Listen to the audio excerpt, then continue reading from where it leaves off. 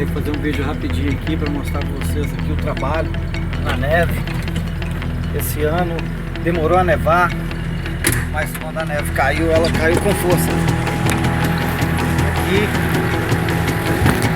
rapamos toda a neve aqui dessa área inteira, tudo limpinho.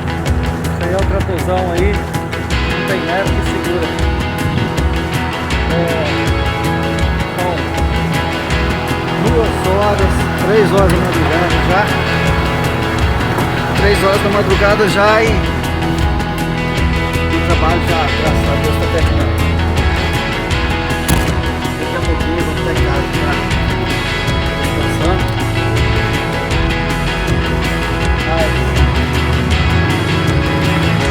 Vamos ver se não acontece.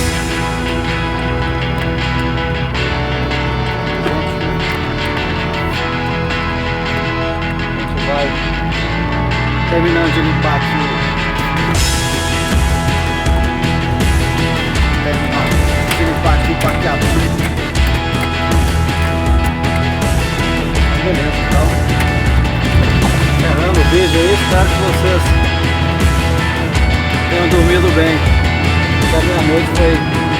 A minha noite foi desse jeito aqui. Puxando neve.